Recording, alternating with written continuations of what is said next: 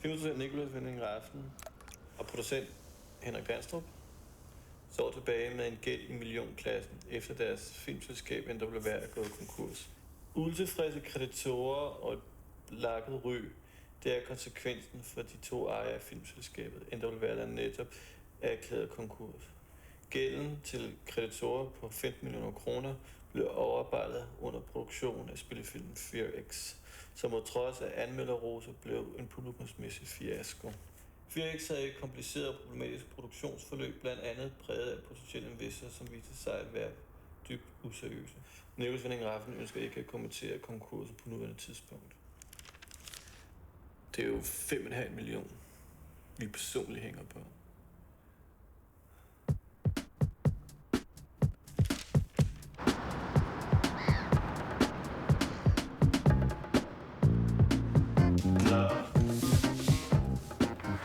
Ja, vi kan bruge 1000 kroner.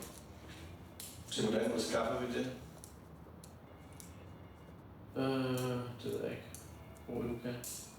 Vi har ikke noget på noget konto. De er bare på 0 alle sammen. Jeg kan bare ikke, altså problemet er, at jeg kan ikke lægge ud, fordi lige nu står der minus 70.000 igen.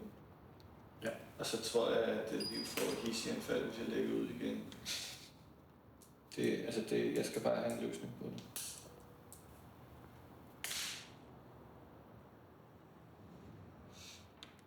Jeg tror igen, altså det vi bare skal frem til at sige, det er, når vi når frem til 1. oktober, så ligger der to film klar til ansøgning. Jeg burde lægge 3 manuskripter, burde jeg også lægge. Ja, og så ligger der Billy's People. Billy's People er stadigvæk det vigtigste projekt. Ja. Og det her, det er altså at udnytte en chance, der er bare kommet nu her med at lave 2 film. Og vi laver den rigtig, rigtig billigt. Ja, hele den film går for sådan udendørs, så vi skal betale locations. Og det er ligegyldigt, hvad vejret er. Ja. Fuldstændig. Ja. Så jeg vil sige, i hvert fald, nu ved vi, at vi har en god plan.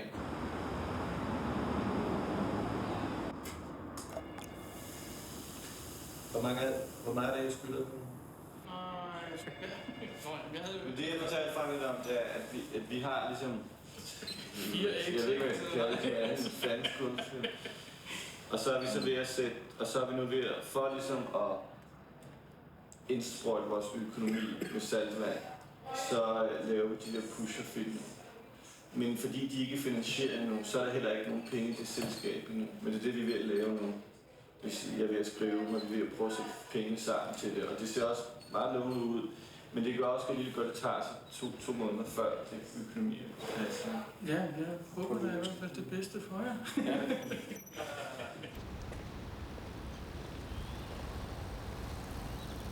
Lige hurtigt, vi havde den film Fear X. Der var sådan et sort hul, som bare stod på det. Fordi at vi missede omkring 5-6 millioner. Det ser bare...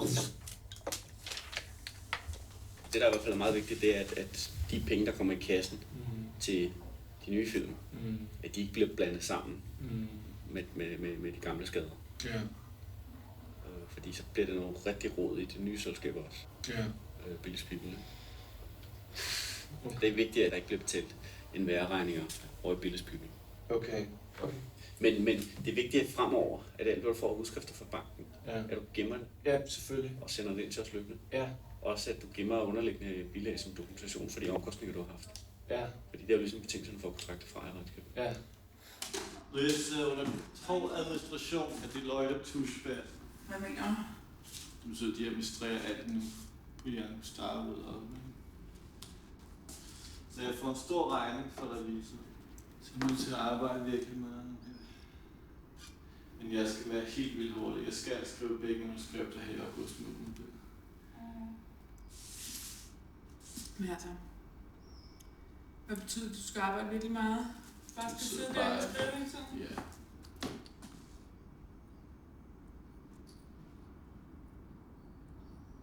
Morten Brundvald. Hej Morten, det er Jan. Lige siden jeg lavede Pusher, ikke? Så har jeg altid sådan tænkt på, du kunne være sjov at lave noget og følge det på en måde igen på samme måde, fordi det er meget sådan dokumentaristisk, sådan slice of life, ikke? Og så gjorde jeg ikke rigtig noget ved det, fordi jeg først hellere ville lave Bleeder, og så ville jeg ligesom lave Fear X bagefter. Jeg har spekuleret på, det er jo en fantastisk aktivitet og udfoldelse, at du vil lave 2. Ja. Men den dybere årsag, hvad er den? Er det din trang til at udforske miljøet fortsat og fortælle om det? Altså? Jeg er ikke en crime buff på den måde, på nogen måde, men jeg interesserer mig for mennesker, og så er det sociologiske aspekt i det, ikke?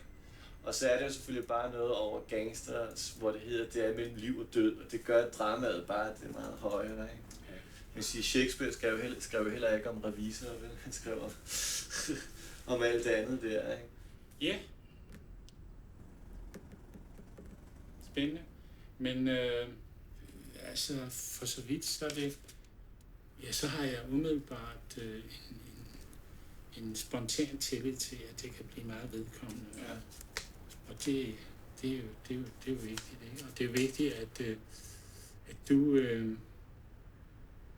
spiller og komponerer, ligesom Mozart gjorde i den tid, han var der.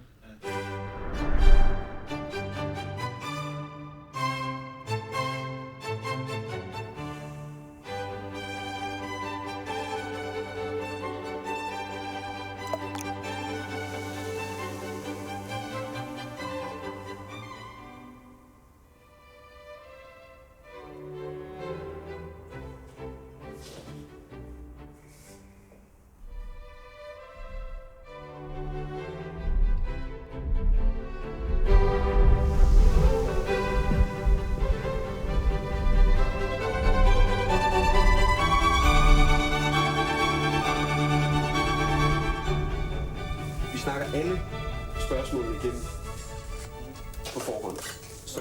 Så vi ved, hvor det er, vi gerne vil hen. For en af de ting, som jeg synes, programmet ligesom mangler, det er, at seerne har ikke rigtig, de har sgu ikke nogen idé om, hvor jeg vil hen.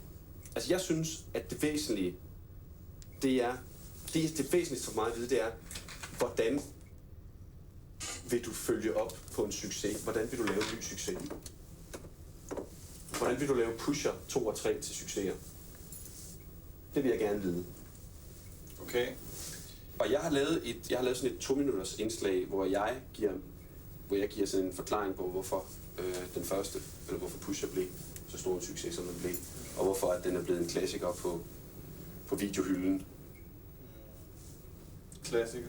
Ja. Ja, sådan det. Altså jeg kommer fandme ikke nogen steder hen, hvor den ikke står på videohylden. Ja. Altså det er sådan en, den skal man sgu have. Hvis jeg spørger dig, hvis jeg stiller dig spørgsmålet, hvorfor vil du lave flere Pusher-film, hvad er svaret så? Fordi jeg pludselig fandt på en idé til at gøre det. Det eneste, jeg ikke kan gå ind på, det er, hvad selve filmen handler om. Nej, du vil ikke fortælle mig noget? Og det er ikke, fordi jeg selv ved det. Nej, men det er jeg også med på. Det havde vi aftalt. Det er fint nok. Ja. Og jeg prøver en helt ny taktik i dag, nemlig ikke at sige sådan noget med, godt at se dig, tak fordi du kom. Okay. Og så er du også fri for at sige, tak fordi jeg måtte komme. Okay. Vi ses. Og okay, det gør du slet ikke. Og hvor starter Masses for eksempel, eller Tony, hvor starter den historie? Så starter den, der Pusher slutter, eller starter den? Det var snedigt, Søren.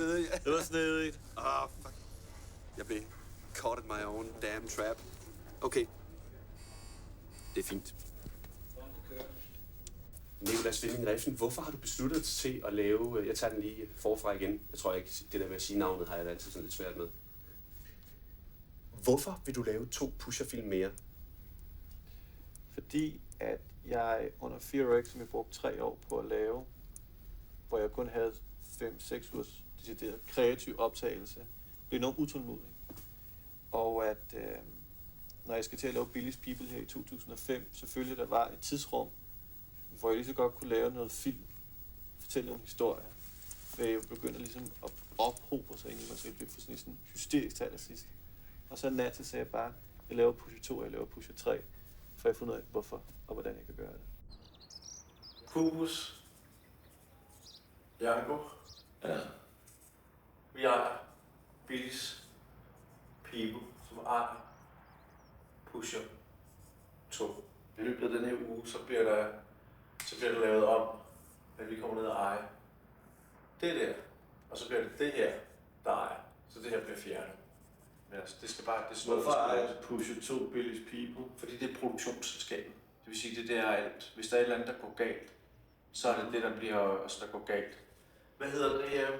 Det er vigtigt at tale om. Det er et lukket kredsløb, der gør, at vi får vores gæld ud, men hvor vi har en kredit på 4,4 millioner. Ja, så det går den rigtige retning.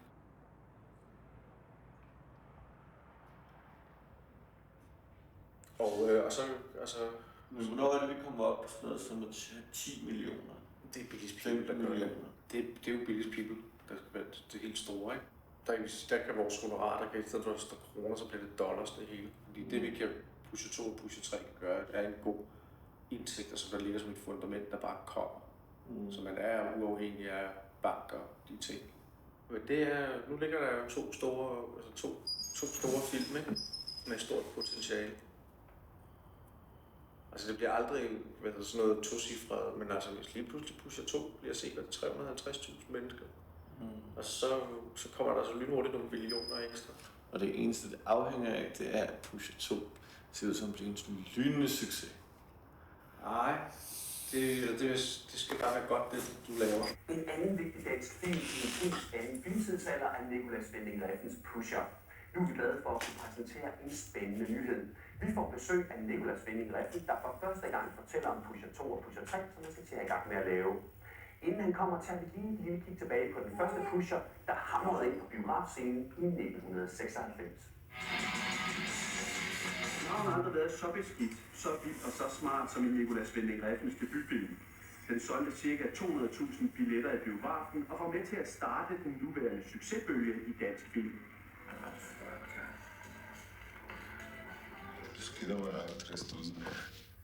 Hvordan føles det for dig at gå tilbage til Pusher? Fordi du har jo været langt omkring siden for 7-8 år siden, da I optog filmen, ikke?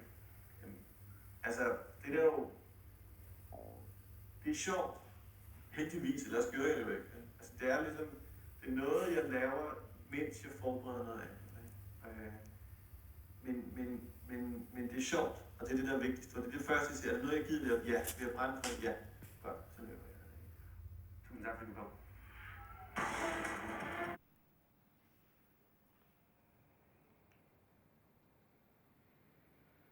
Det er måske lidt sådan, at efter 3 film, så er det bare...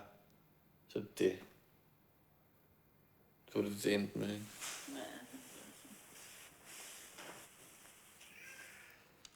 Jeg tror, at debutfilm er noget af det farligste i hele verden, ikke? Jeg hader alt det opmærksomhed, jeg havde alt det, den er stået for, jeg havde alt det, fordi at jeg føler, at der er så meget mere, der er ude, som jeg synes er langt bedre. Men det er altid den, folk falder tilbage på, ikke? Nu føler jeg bare, at jeg kører mig selv 7 år tilbage. Så alt det, jeg har lavet indtil nu, det har bare været ligegyldigt, for jeg skal lige starte forfra nu igen, ikke? Rigtig nok om det, så skal jeg reetablere en såkaldt succes.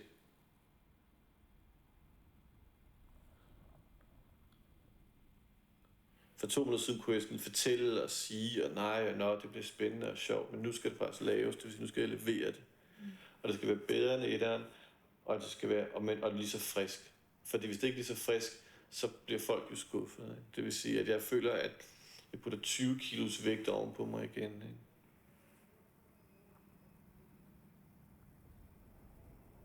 Og det er bare ikke sjovt. Men det kan man jo ikke rigtig sige til folk. For de vil bare sige, du skal da være glad for, at du har fået 2 film, kan få finansieret 2 film forholdsvis hurtigt. Hvad klager du over? Ikke?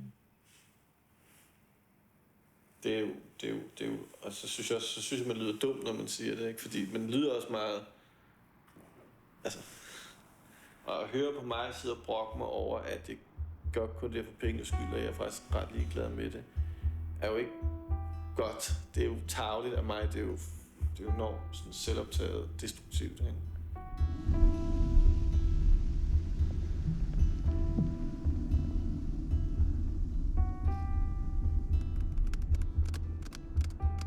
Jeg bliver ved med at være det at finde en retfærdiggørelse. Hvorfor laver jeg det her? Fordi man skal sige til sidst ende, okay, fuck pengene. så vil jeg må have en gæld resten af mit liv. Fint nok, så vil jeg leve med det. Det er ikke det, der er min største pinse. Min største pinse, det er at ikke kunne lave noget, som er kunstigt tilfredsstillende over for mig selv. Fordi hvis jeg ikke gør det, så vil jeg føle mig så tom.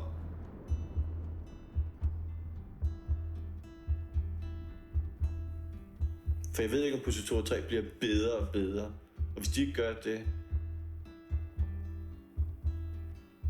jamen, så er det jo måske det, som bliver det ødelæggende. Ikke? Mm.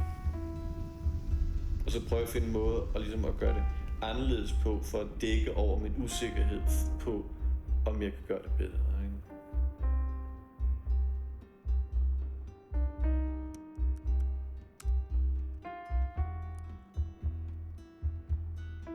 Hvis du laver en træer samtidig, er det så mere...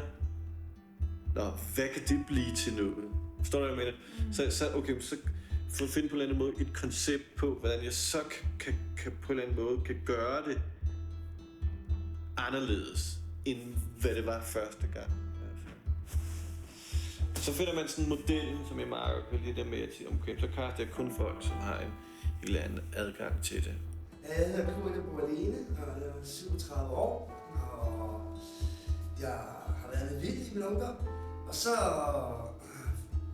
var jeg på børnehjem og blev lidt kriminel og begyndte at ryge lidt hash. Det synes jeg var ret sjovt.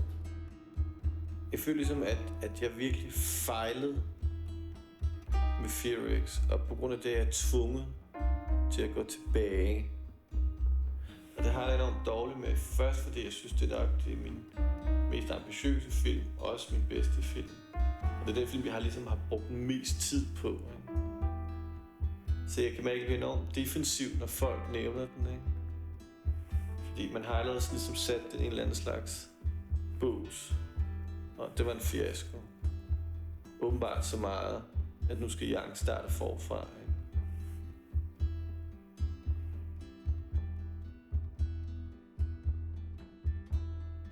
Altså jeg føler virkelig, at kunstnerisk fuldstændig fallit. Jeg er meldt fuldstændig ud kunstnerisk. Det er... Men det er den eneste måde, jeg kan komme af med min gæld på. Der er ikke andre måde. Hvis jeg ikke gør det, så er jeg ikke for gældet for evigt altid. Det bliver en af de personer, hvor jeg ikke kan eje noget.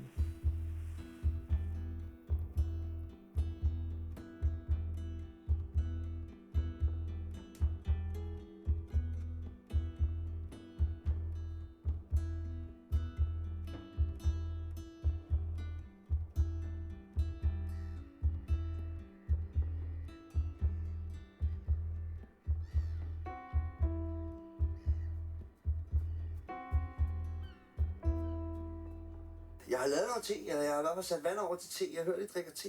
Ja, det vil være dejligt. Hvad skal I kalde den? Skal jeg kalde KK eller Kurt, eller? Jamen altså, du kalder mig, hvad du... Jeg kalder bare Kurt, ikke? Jeg er vant til at blive kaldt både Kussen og KK. Men vi så jo din prøvefilmning der, ikke? Hvordan gik det? Og det gik rigtig godt. Nå, det er jeg glad for. Jeg var lidt nervøs, jeg var bange for, at jeg ikke duede jo så. Så sådan rigtigt, så det... Tro mig, du duer. Er det rigtigt? Jeg tror ikke, du skal være så nervøs for. Altså i filmen hedder han Lars, og han er han er ligesom psykopaten, ikke? Nå, ovenikøbet. Ja. Ja. Han siger til Tony, han skal jo købe noget hash, men virkelig skal han jo købe noget heroin.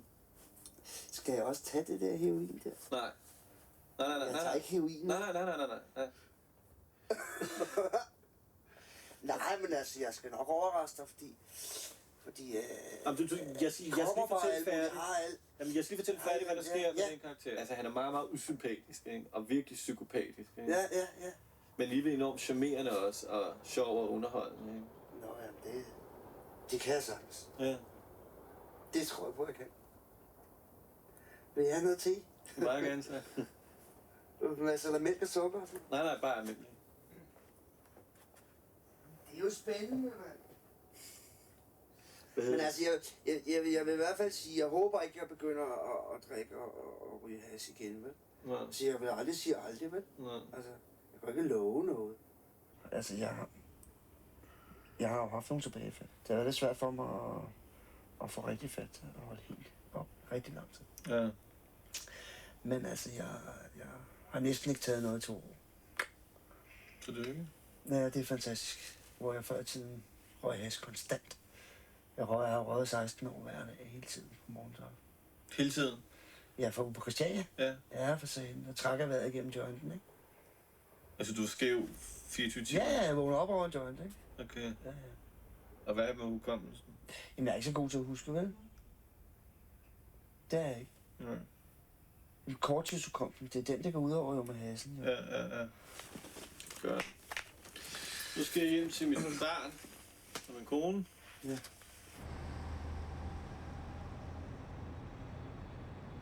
Skal vi gå ind og lægge dig, skat? Har vi siddet nok med hende? Hun er så rød om øjnene. Hun er så træt nu. Er det ikke, skat?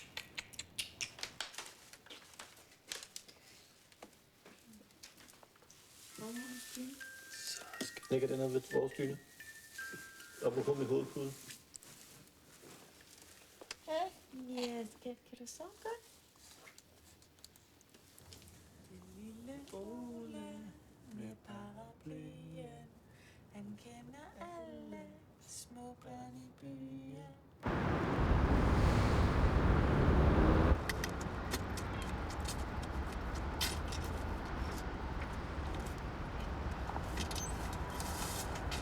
Men fordi at jeg både skal lave toeren nu om igen, eller det skal skrives igennem igen og forskellige ting, så når vi ikke at have trængeren på plads før om i hvert fald en måned. I det tempo, det går i nu. Ja. Det behøver så ikke at være på mandag. Men det er det næste, der udløser pengene. Ja. Altså jeg vil ikke sige, hvis vi ved, at vi kan have manuskriptet. Men se, det er sådan nogle ting, det kan jeg ikke garantere. Ja. Altså, det kan ikke fungere sådan her. Men hvad hedder det? Ikke for at være provokeret eller noget som helst. Vi har de der 350.000, hvis vi kommer med manuskriptet. Og jeg ved godt, man kan ikke planlægge de ting, men det er det, vi hele tiden har ligesom haft i baghovedet, at det kom. Jeg tror bare igen, at vi skal bare kigge nu på, at der kommer penge ind i systemet sidst i november. Og nu kan vi lige tage med Johnny om... Nej, Henrik, teoretisk set kommer der penge i system en gang i december måned. Fordi hvis vi ikke har et manuskript, der er færdigt, eller what the fuck ellers sker, ikke? Altså, det der bare er, det er, at det bare... Teoretisk set så er det nu, det er, at vi kan muligvis få noget cash op og købe midt december. Altså, hvem er det, vi kan få? Så er det den eneste person, vi kan få dem til at åbne op for kassen, det er banken, ikke? Mm-hmm. Fuck noget med banken, hvad? Og det var det der sådan, så irriterende. Men det vil jeg godt sige, at jeg skal nok sørge for, at det med banken, det er på plads der, så frem alle de andre ting skrider frem, som de skal. Ja. Men det var...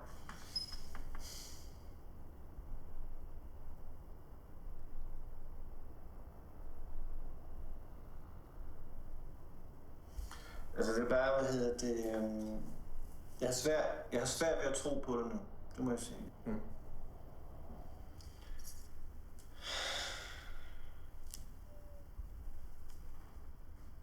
Men altså, så synes jeg bare, altså det vigtigste er, at vi har en dato, det vigtigste er, at det bliver godt, så er det bare, at vi siger, at vi disponerer ikke over noget, før at vi når sidst i næste måned. Det vil sige, det vi har tilbage, det er, at vi har 70.000 tilbage. 0 kroner. 0 kroner? Ja, eller minus 1.000 kroner eller sådan noget. Okay. Minus 1.000.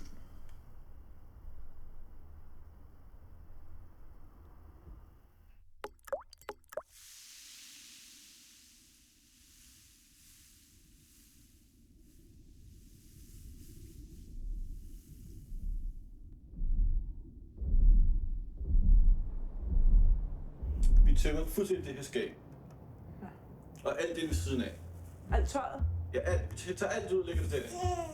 Lad os starte her, og så arbejder vi os rundt sådan her. Og ender der. Hvad? Ikke noget. På skabet? blive stående herinde? Ja. Okay.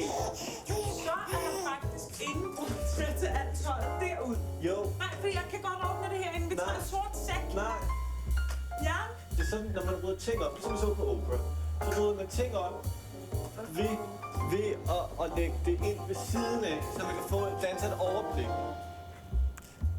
Ikke?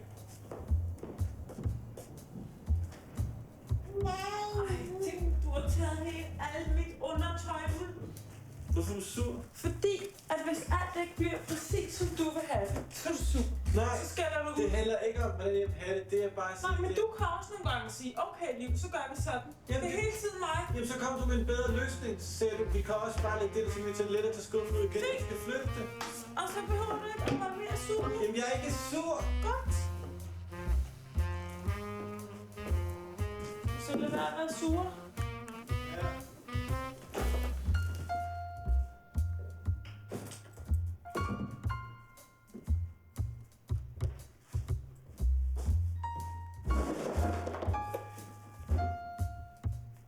Teoretisk set er der orden i det. Ej, skat. Teoretisk set.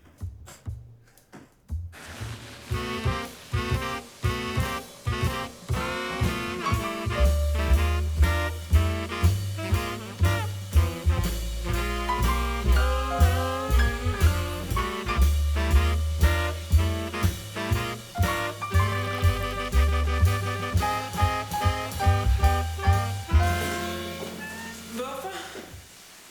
Du skal aflevere manuskriptet i morgen, eller hvad? Ja. Altså, du kunne godt have ventet. Det er måske ikke en støtte i aften. En gang en nat. En gang en nat. En gang i nat. Jeg har aldrig oplevet, at du tager så let på tingene.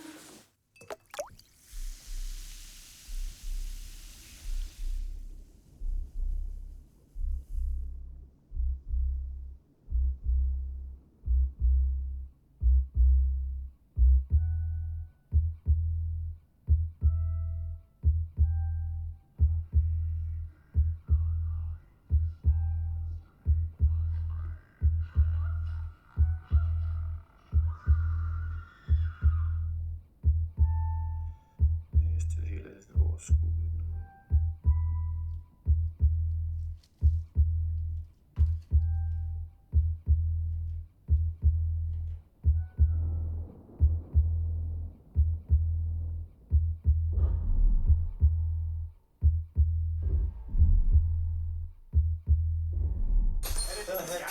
Det er julemanden.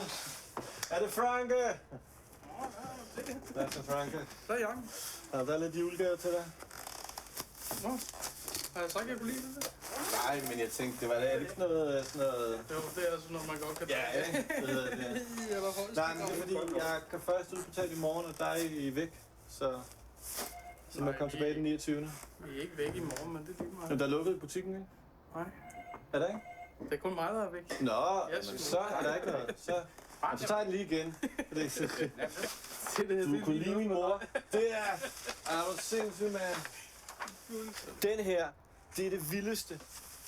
Det her, ikke? Det er, hvad hedder det? Sergio Solimas film, Revolver. Sergio Solima har lavet Violent City, som er en af mine yndlingsfilm. Jeg har 2 danske Violent City-plakater, og den amerikanske. Og jeg har en laserdisc, og jeg har en video, og jeg har en DVD af den. Og jeg har fået at vide nogen, der har en filmkopi, som jeg skal have fat i på et tidspunkt. Det her, det er hans anden film, Sergio Solimas ikke, altså han lavede den senere, der hedder Revolver, hvor jeg lige nu har fået DVD'en. Det er stort, det her. Hvad gør jeg? Jamen, altså, nu får jeg en kassekredit igen på 4,4 millioner, ikke? Så kan jeg jo få, og nu skylder jeg selvfølgelig jeg skylder de 5 væk, ikke? Hvad hedder det?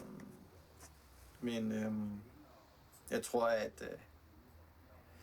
håber på, at vi snart, altså, at jeg snart kan komme ud af min nedgang til min opgang. Hvornår går du i gang? Det handler meget om, at vi får vores kredit op at køre. Det er, at vi er ved at forhandle med banken. Du ved, Jeg gik konkurs, ikke? Fik en gæld på 5 millioner.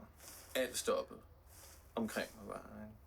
Der er stadig nogle penge, der kommer ind, som kan betale noget af min personlige gæld, og så kan jeg betale resten ud af min løn ved at lave Pusher 2.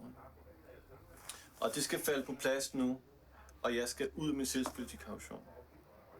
Og det er det, banken og vores advokater sidder og hårdknuder med, indtil den er ude. Vi har aftalt kassekredit for, når film går i gang, som er 4. februar. Men det hele handler om at komme ud af den selvskyldige erklæring. Vi ses. God jul. Og tænk på det der med location, ikke? Jo. Det kunne jo være en masse, han skulle ramme med billedet ind, ikke? Eller han skulle noget andet, du skulle. Ja, som at være selv dope herinde.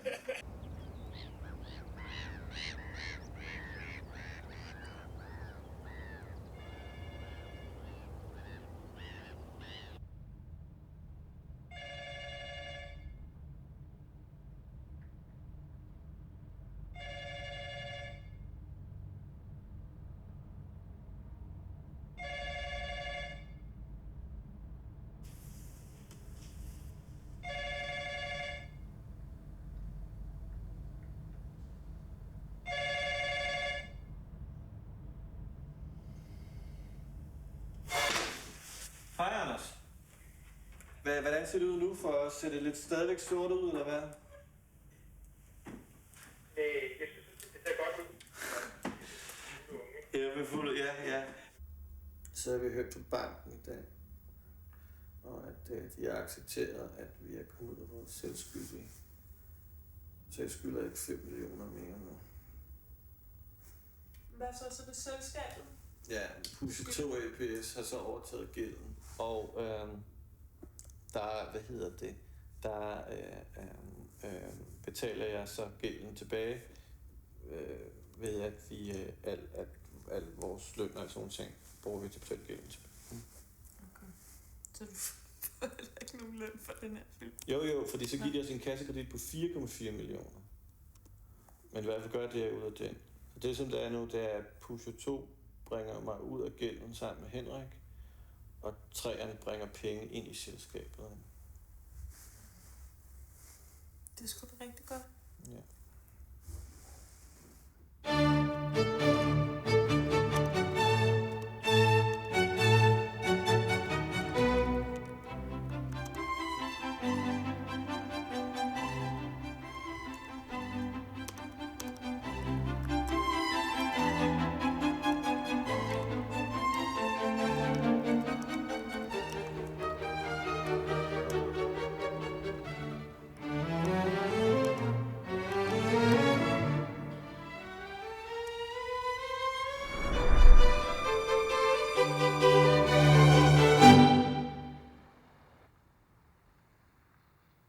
Jeg skal en taxa til Rosenmøllers Lig.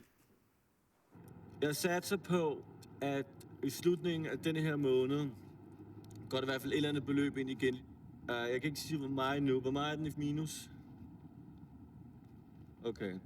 Men så går der i hvert fald et eller andet 60.000 eller 70 eller 20. Et eller andet ind i hvert fald. Som så nok skal give dig... Vi holder dem i ro.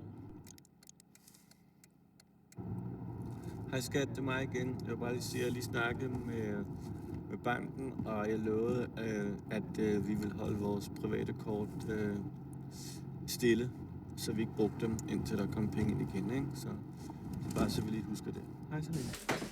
Hvad siger du? Nu prøver jeg at spille Tony, ikke? Og nu kan jeg godt nok kan skrive de her ting, men nogle ting kan jeg simpelthen ikke sige. Så bliver jeg helt rød i hovedet, ikke? Tag dig sådan op ad en væg og ved at prøve at onanere. Vent lige. Klipper til, du vil selv 2 lyder sidde på en seng. Hvad, har du hobbypæk? Det er lidt sjovt. Sig noget. Hvad? Noget porno noget. Hvad vil du høre? Noget beskidt, du ved. Og du slet ikke... Jeg kan ikke sige det form 4, altså. Slik fisse og sådan noget. Ja, tak, Linse. Jeg tror, at du skal med. Kan du komme med over og sige tingene i stedet for? Nu får du også en kopi af scenen. Noget porno noget. Hvad vil du høre?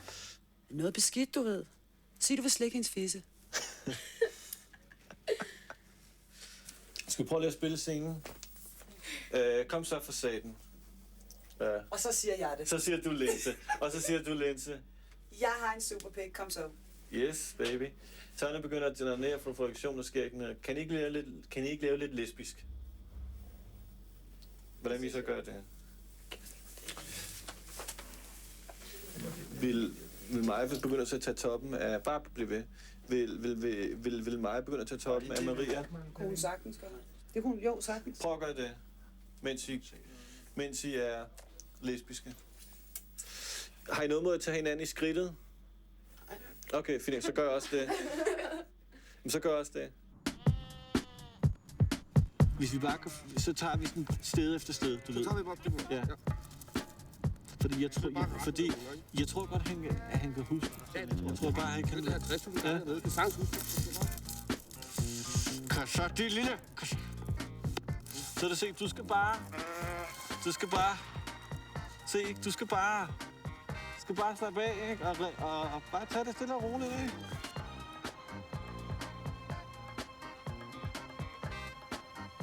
Og tak. Jeg skal have den der sadel i baglommen. Du har den også. Nej. Jo, hvad hedder det her? Niels sagde. Niels! Det er hende der har den. Hvem har den? Hvem er dem? Jeg ved det ikke. Gav du det til nogle piger, eller hvad? Det tror jeg. Hvor er hans tekst? Der var 2 ord, der var rigtigt. Ja, det er fordi jeg er træt. Jeg er meget træt. Jeg er hertræt. Sådan her var det også i forgårs, hvor jeg ikke kunne huske skid. Så du skal ikke tænke forud, Kurt. Så går det sort. Det er ikke fordi, jeg tænker forud, Jan. Fordi jeg husker ikke særlig godt. Godt, så tager vi den.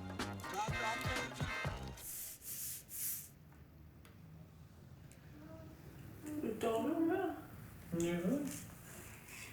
Leder du ikke der til morgen? Har du Kurt på i morgen? Ja, alle er på i morgen, ikke? Nu skal vi vise, at vi kan få dem til hans NA-møder, og de ting, de nu skal gøre, så tror jeg, at der ikke bliver nogen problemer med optagelserne. Så det er ikke så nervøs for. Hvorfor er alle så bange for, at han ikke skal...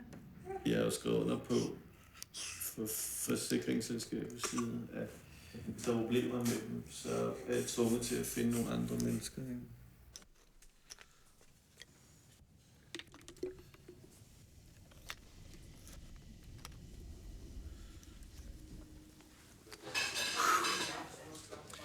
Nogle af de gange, hvor man mindst skal huske, hvad man siger, det er fordi, at man ikke ved, hvorfor man siger det. Okay? Nu må jeg lige have igen. Du glemmer, hvorfor du siger det. Nej, det er fordi, jeg kan huske, mand. Ja, men du kan ikke huske det, fordi det ikke er vigtigt for dig at fortælle. Det er jo fordi, det ikke er noget, jeg har fundet på, jo. Ja. For helvede. Det er jo noget, du har skrevet op. Ja. Det der med, at jeg har planer om at åbne et nyt sted, det er noget du. Og du er også det med, at det skal hedde Hundens Hus, det er også noget du. Og jeg har tænkt mig at lave en franchise. Det er også noget du. Og det er derfor, jeg fucking ikke have. Og jeg ikke har øvet mig nok på det. Hvis du ikke ved, hvorfor du siger, hvad du siger, så bliver det, du siger, sådan en slags manual i scenen, ikke? Ja. Du skal bare huske nogle ting. Når han siger det, så skal jeg huske det. Når han siger det, så skal jeg huske det. Når han siger det, så skal jeg huske det. Ja. Det vil sige... Sådan jeg gør, ligesom jeg gør. Ja, men det der bedre var, det er, at du skal hellere finde ud af, hvorfor du siger det. For hvis du ved det, hvordan finder jeg ud det? Så kan du sagtens, så kan du bare sagtens reagere på Madsen, og i sin tid reagere på ham. Så siger noget. Men så kan gå så hurtigt. Jeg vil sikkert gå så hurtigt, nej. I scenen. Du skal ikke skynde. Du skal ikke nå noget. Nej.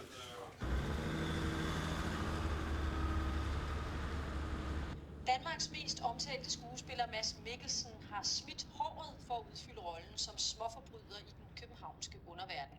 Hans medspillere har det til gengæld meget lettere. De skal bare spille sig selv. De har nemlig alle en kriminel fortid. De skal bare spille sig selv. Det sætter mig i et båsted. Der har været et miljø, jeg har været vokset op i gennem min tidligere karriere. Jeg håber, det er god reklame for filmen, ikke? Men jeg skal bare lige have lov til det sidste ord. Det bliver jeg nødt til. De her mennesker har et kendskab til, hvad den her film handler om, på et meget, meget personligt plan. Så de kommer med noget, som er så ærligt, så det har en meget større effekt. Pusher 2 får premiere første juledag. Det er jo vigtigt for mig, at jeg live i fjernsynet bliver spurgt om den rolle og får lov til at fortælle, at sådan er jeg ikke i virkeligheden. Fordi ellers så går folk jo over på den anden side af gaden, når de møder mig. Og så kommer pigerne jo ikke hen til mig og spørger om min autograf, hvis de tror, jeg er en psykopat. Men kaptajnen fra Hela, han står og siger, at vi skal spille os selv, ikke? Og det er det samme som at sige, at jeg er mig selv, når jeg sætter heroin, eller klår heroin, eller har luder. Ja. Og det er også det samme som at sige, at jeg er mig selv, når jeg står og slår en eller anden med et boldtræ. Jamen altså, det er jo løgn. Skal jeg skifte den blæ der? Hvis du bare lige holder på hende. Nej, det hun bliver helt til... Lad mig heller gøre det. Hvad hedder det?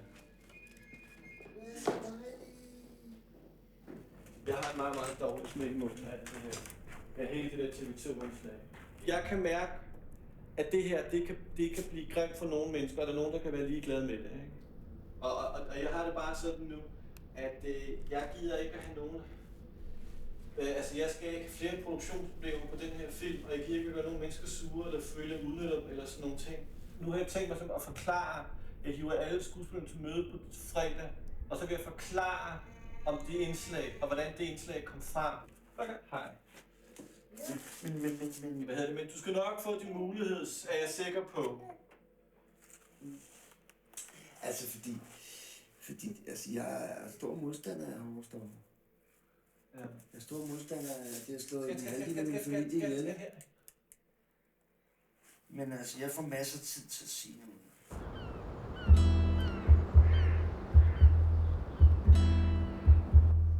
Det er Jørgen. Kan lige få Henrik? Det er Jørgen. Hej. Nå, nu kan jeg ikke finde det der nummer der, men jeg ringer lige til Rose, og så siger jeg, at du ringer, fordi så giver han dig bare det kontonummer. Hvad hedder det? Og så kan jeg sige til ham, at der kommer 60.000 ind i dag, og at der var går, men at de er taget på ferie i Forstadernes Bank. Hej.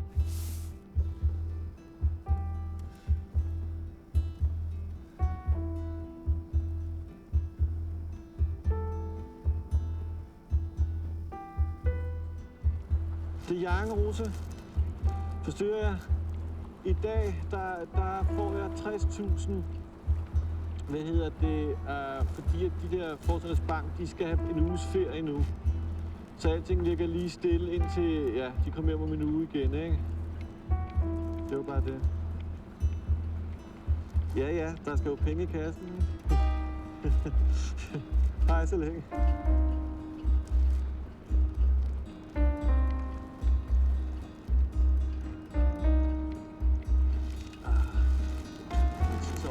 De har lidt mere dialog. Okay. Du kan også sætte dig herover. Der er både monitorbilleder og det hele her. Men du ved, jeg skal lave stikord til. Godt. Så du sidder dig. Vi kører! Og vi lukker.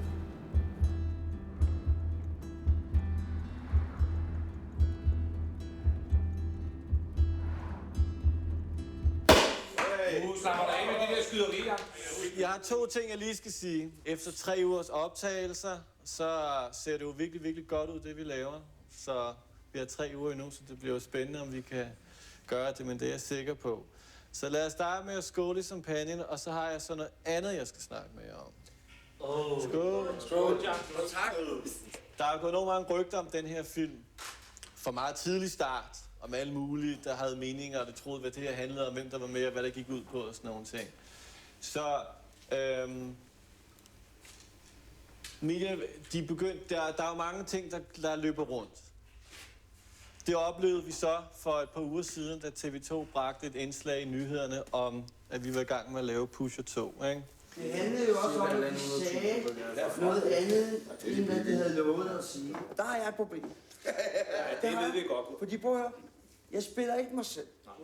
Jeg er helt om seriøst. Det er vigtigt for mig der. Jeg har aldrig solgt hårde stoffer, aldrig. Jeg har aldrig haft nogen luder, som jeg har tjent penge på. Jeg har aldrig nogensinde slået nogen Med et boldtræ. Jeg har måske en gang, da jeg var 16 år, slået en med et boldtræ, ikke? Vent, stille. Prøv lige at lade Mads og Kurt. Lad lige Mads svare på det her. Det var en fejl, det der skete med TV2. Det var en fejl. Det var pisseirriterende. Det er ikke bare irriterende for jer. Det er pisseirriterende for filmen, at filmen kun handler om det er et enormt spændende projekt med nogle kriminelle. For det er ikke det, det handler om. Det handler om, at jeg bliver stemplet som narkohandler. Må jeg snakke færdig? Morten, Mads og Leif, de skulle holde deres kæft lige nu. Hvis jeg spiller mig selv i den her film, ikke? Det gør det jo ikke. Så spiller jeg heroin. Jamen, det gør det jo ikke. Jamen, det har du selv. Prøv at høre, Kurt. Jeg vil bare lige sige en ting. Kurt. Jo, men prøv at høre, Kurt. Nej, men Kurt. Jeg stemplede ham som en kriminel. Ja. På grund af min... Kurt, det er heller ikke jeres far. Kurt, hør lige, hvad der bliver sagt. Nej, jeg vil ej. Jeg skulle da TV2 hver dag ude til De hører ikke, hvad jeg siger. Og vi er mere smarte.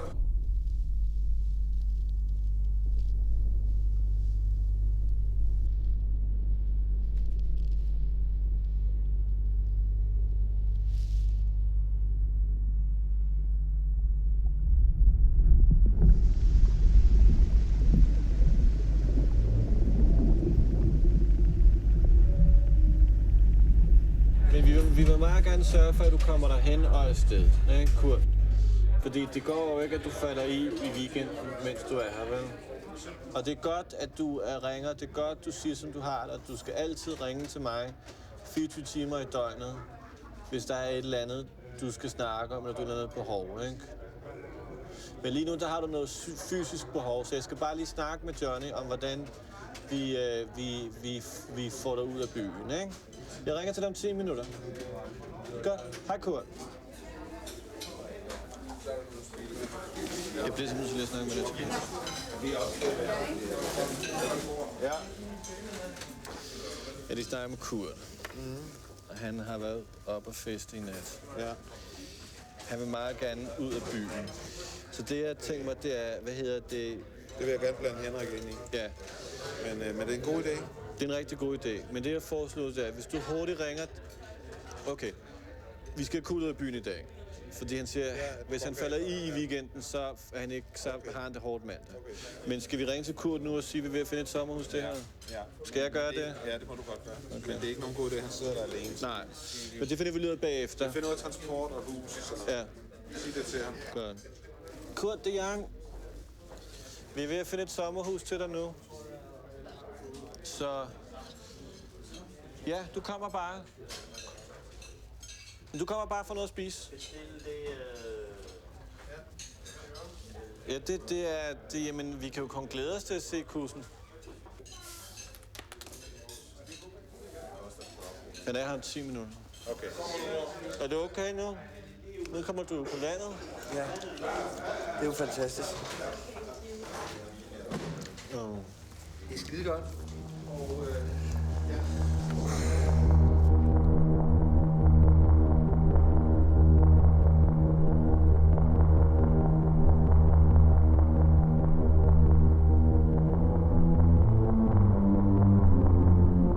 Okay, baby. Energi, ikke? Godt. Kør det bare på. Det er også meget federe for dig at slå, for så er du ikke så stiv i kroppen end den der bagefter. Så står du ikke og holder den der fanden stav der, ikke? Så du gør sådan der. Bevæg dig, ikke? Brug dine instinkter. Ja. Ikke? Ja, for helvede. Lad være med at tænke. Bare improviser sig. Sig noget andet, hvis du ikke kan huske det. Det er sgu lige meget. Ej, men sindssygt, jeg har kørt med klat ja. i det. Og derfor kan du bare se, fordi du ikke tænker. Okay? Ja. Alright? Ja. Godt. For rent økonomisk set, så er det jo Pusher 2 betaler al min gæld. Men så er alle pengene, så er der ikke flere penge tilbage i produktionen. Og banken vil gerne låne os 4,4 millioner. Men jeg skal aflevere et Pusher 3 manuskript. Og det skal jeg gøre på torsdag den 28. For der skal Henrik til møde med banken. Og så vælter pengene også ind. Ja.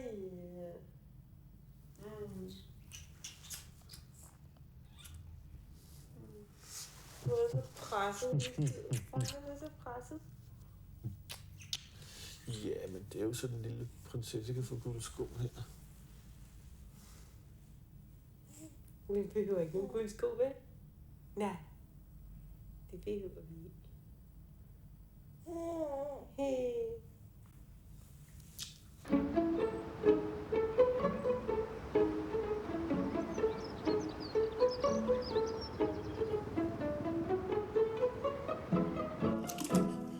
Ja.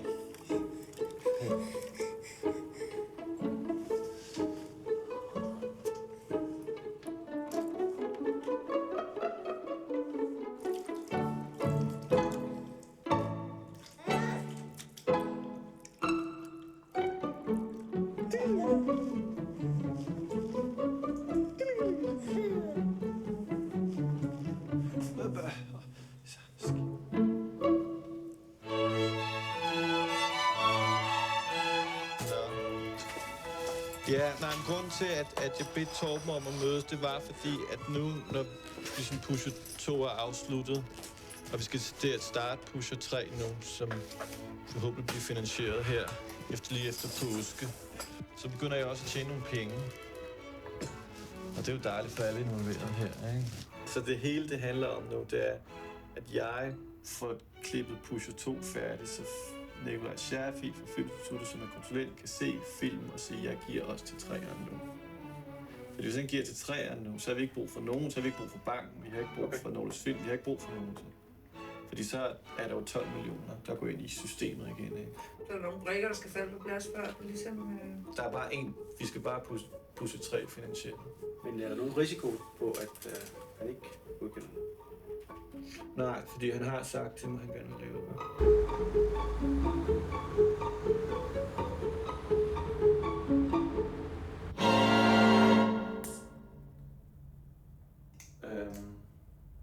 Hvad der er sket der?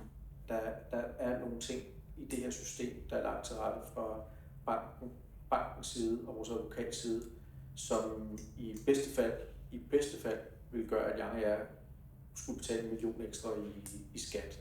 Hvad det var i værste fald? Jamen, så kan det være, at vi slet ikke har fået løst alt det med vores selvskyld og kaution. Det betyder, at vi stadig skulle have 6 millioner. Og tabt en masse penge.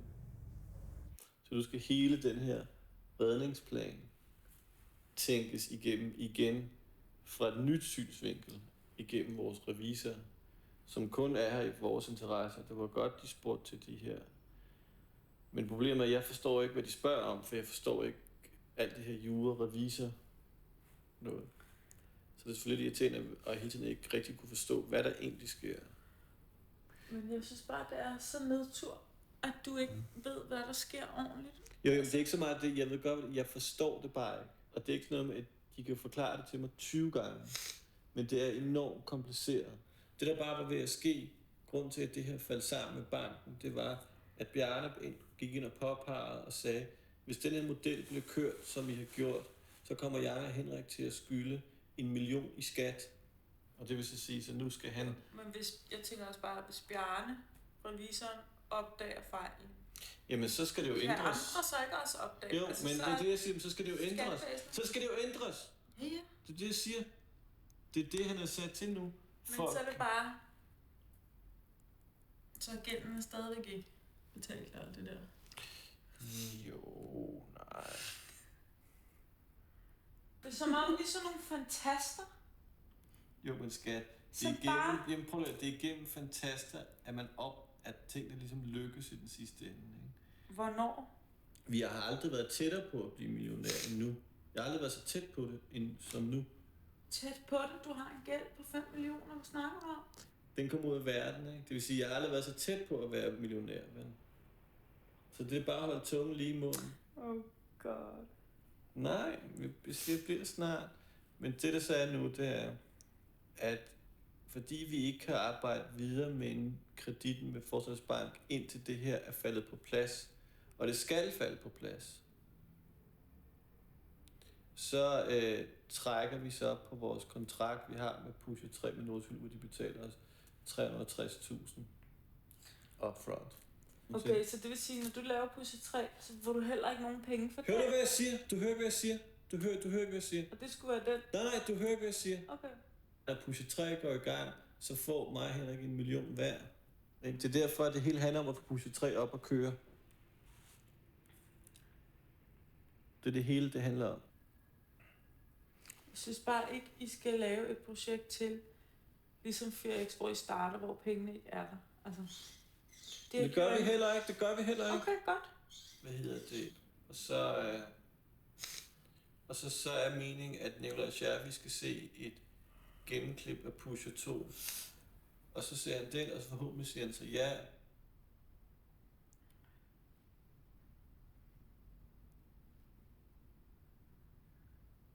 Og så bliver vi rige. Så er jeg lige glad med byggeri. Du bare meget fedt ikke at have gæld. Vi har det heller ikke gæld. Jo, vi har skat. Nej, vi har ej. Hvad skylder vi? Jeg har gæld. Ja, og vi har haft minus på kontoen i 2 år.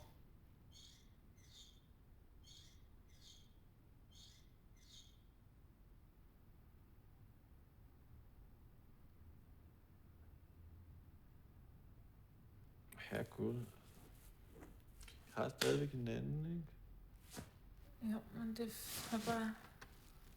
Det fylder bare så meget i vores liv, ikke? Det har det gjort i flere år,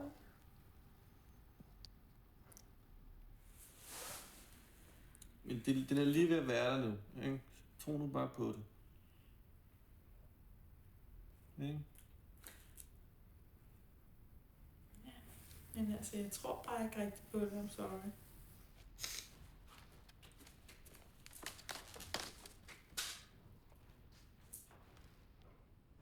Hej, Nikolaj. Vi skal op og smadre det der Pusher-projekt. Hvor er plot point? Hvad handler den egentlig om? Hvad vil I egentlig fortælle? Okay, skal vi starte?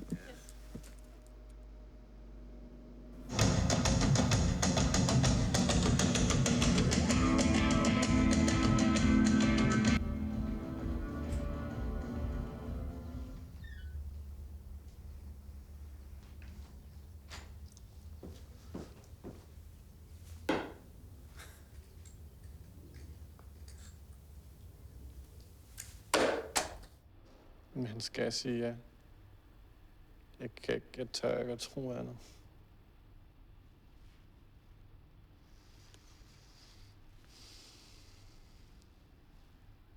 I den sidste måned har vi levet af livs understøttelse, ikke? Eller barselsunderstøttelse. Det var ikke som det, jeg havde set, at jeg skulle ende op med for 8 år siden. Men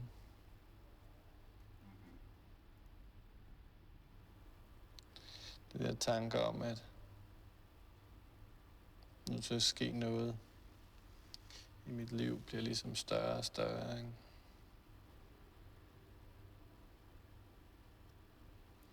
Og her om lidt, så skal jeg jo ind og være enormt salgstalende og overpositiv. Og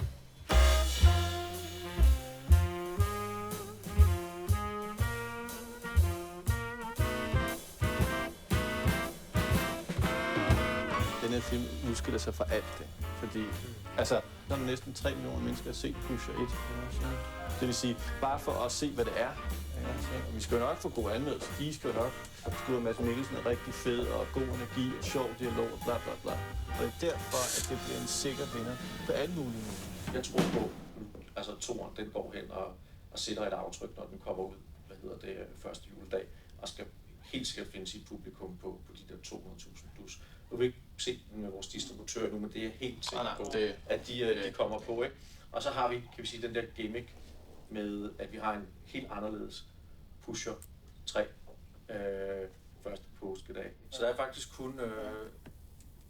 Nej. Ja, derfor, det er bare sådan nogle ekstra ting. Så altså, vi er i hvert fald klar. Ja.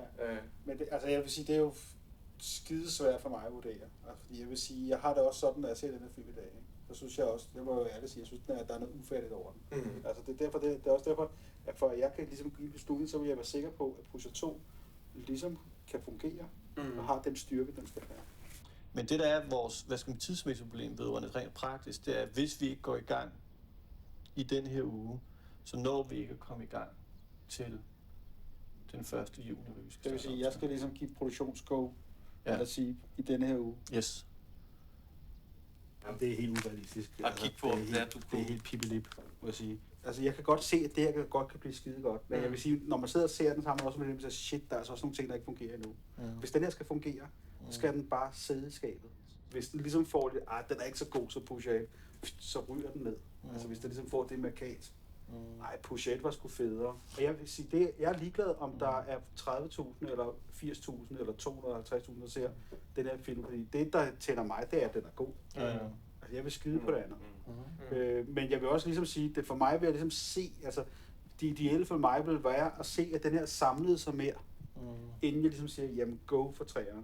Og hvis man for eksempel til det, nu ved jeg ikke, hvor langt de kan komme til den 6., men hvis ligesom tingene har samlet sig mere, og der er altid sådan en god opdrift, og alle er ligesom enige om, det er skide godt, så vil det være mere logisk for mig. Men at gå ind nu, ud fra det her, hvor jeg er midt i, eller startet på en proces, og selvom ligegyldigt hvor godt det her er, jeg vil gerne ligesom have, at det er lidt mere, kan vi sige, sikkert. Fint. Tak, Nikolaj, for du kom. Ja.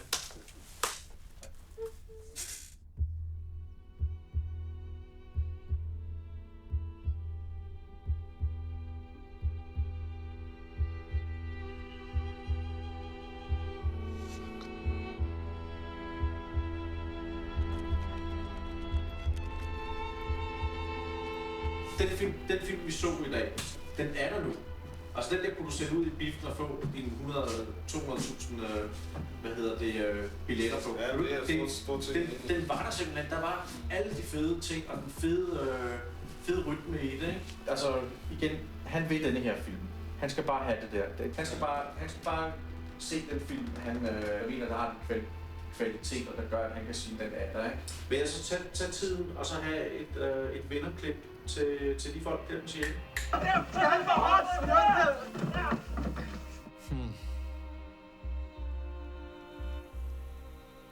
Okay. Ud med alt det der. Alt. Og så lægge den der meget suspense-opfyldende musik på, ikke? Og så starte med et stort billede med ham, når han går derind, ikke? Så er det der store, hvor kamera tracker mod. Prøv at jeg skal bare have din bistand, og så lidt meget længere. Hvorfor det? Er du klar over, hvor dyrt det er sådan nogen? Ruinerer mig fuldstændig. Og overhovedet ikke råd til noget som helst. Jeg har sgu ikke nogen du. Har du penge? Kan jeg låne dig?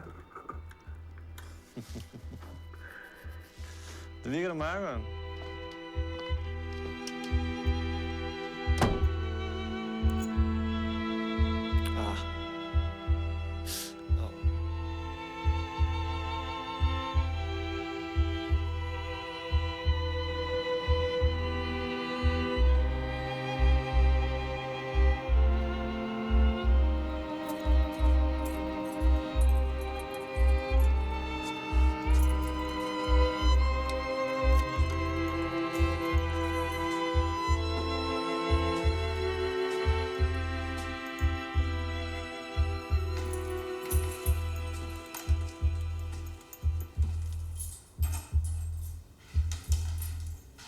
Er du blevet sådan en computernørd nu?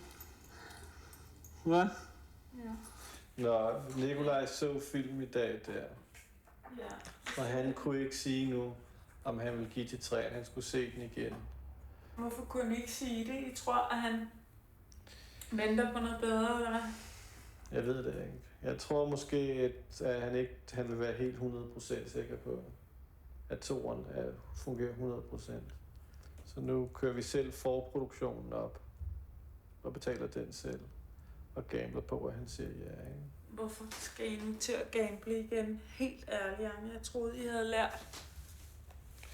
Fordi at det er jo ikke, altså det er 100.000 kroner, vi bruger. Altså, det er jo ikke ja, men I har ikke 100.000 kroner. Jo, vi har. Ja. Jamen, den eneste måde, jeg kan tjene penge på, jo, det er ved, at vi går i gang med træerne. Og hvad så, hvis han siger nej? Hvad så er jeres plan? Det skal vi snakke om i morgen. Jeg må bare gøre det så godt som muligt, og ligesom gøre, hvad han siger, så vi kan få de penge, ikke også, ikke? Men tror du, vi kan betale vores regninger? Ja, for jeg får løn månedsskiftet, ikke? Hvor kommer de fra? Fra banken, ikke? Det er banken. Det er bare så vildt, altså. Det er bare så vildt. Det er the never ending story.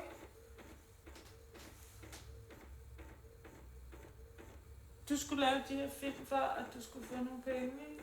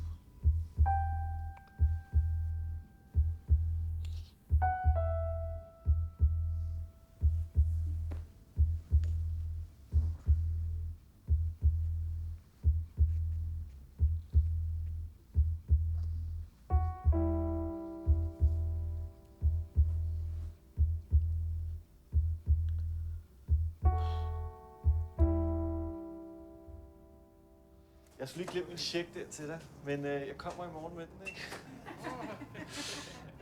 Nej, vedrørende lige det, kan vi starte med Deja Vu. Ja, hvor du hørte det før.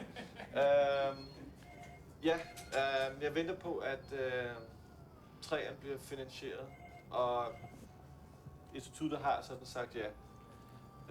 Men vi får først vores bekræftelse om et par dage. Og når de sagt ja, så får jeg penge til at betale min resterende gæld. Ja, det behøver vi ikke at snakke mere om. Så nu ved du det. Du har sikkert skulle fortælle det 100 gange før. Jeg har taget sådan en her med til dig.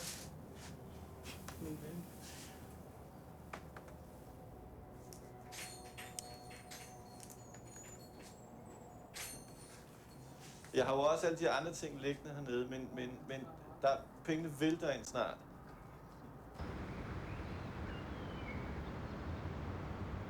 Nu er jeg kommet i den situation rent sådan privat, det er, at jeg kan ikke, jeg bliver nødt til at gøre noget ved månedsskiftet her.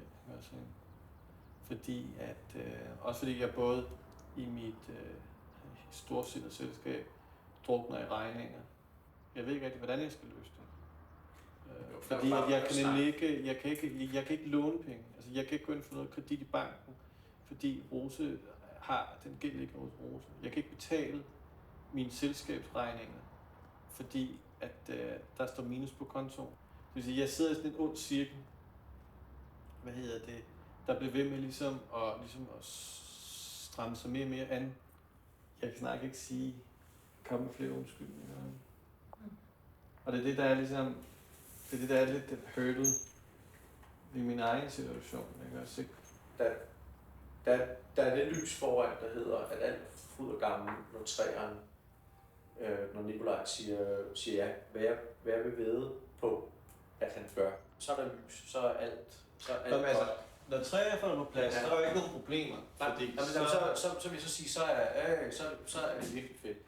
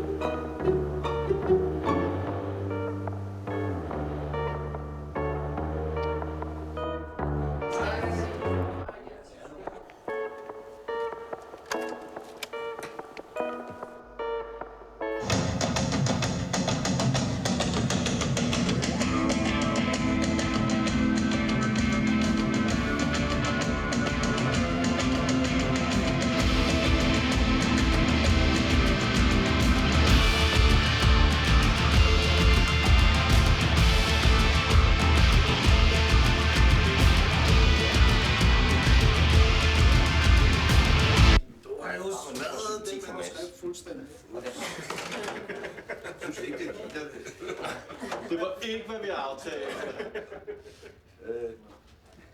Den er sgu bedre. Ja, for sagen, jeg synes, det er en helt anden film i forhold til sidste. Hele den dynamik, den har nu. Men er helt grebet til sidst. Helt grebet til sidst. Det er en masse af tak for det. Det er dejligt. Nå, det var godt. Det er Jan. Rebecca forstyrrer. Nå, jamen jeg har en god nyhed og en rigtig god nyhed. Så jeg ved ikke, hvad for en du vil have først. Den gode nyhed, det er, at vi har fået at vide, at vi får penge til Pusher 3. Og så vil jeg ved at sige tak for at holde liv i mig i så lang tid. Nej. Så det er meget taknemmeligt for jer. Vi får 2,3 millioner ind nu her, som er vores til at disponere over. Men så kan vi jo tage nogle valg her. Mm-hmm.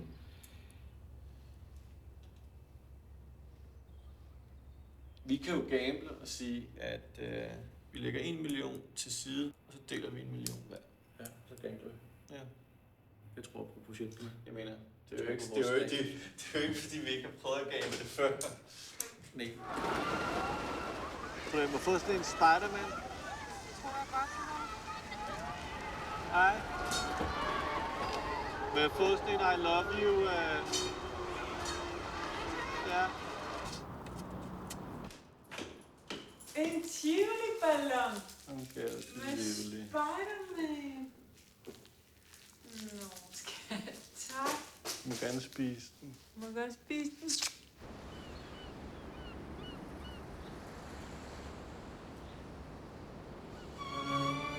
Det her, det er billetter. Dem tager jeg mig lige af.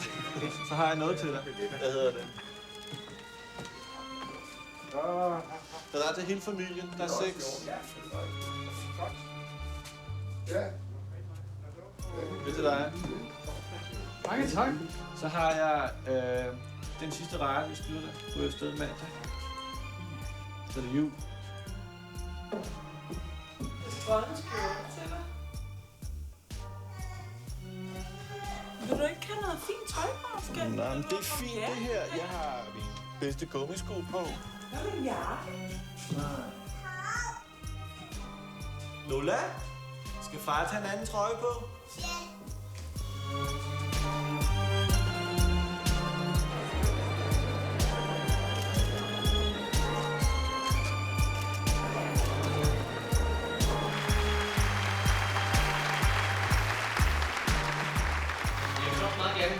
Tak, Jan. Fordi for et år siden, der ved du udmærket godt, hvad det var, vi stod i, og hvad vi har været igennem. Og ikke mindst, Jan, så har du forstået, at en kassekredit, det er ikke det samme som at have penge i banken. Jeg ser frem til vores samarbejde det næste år, og fortsættelse af vores partnerskab. Er du glad? Jeg er træt af. Nu er det overstået. Godt, nu er det overstået.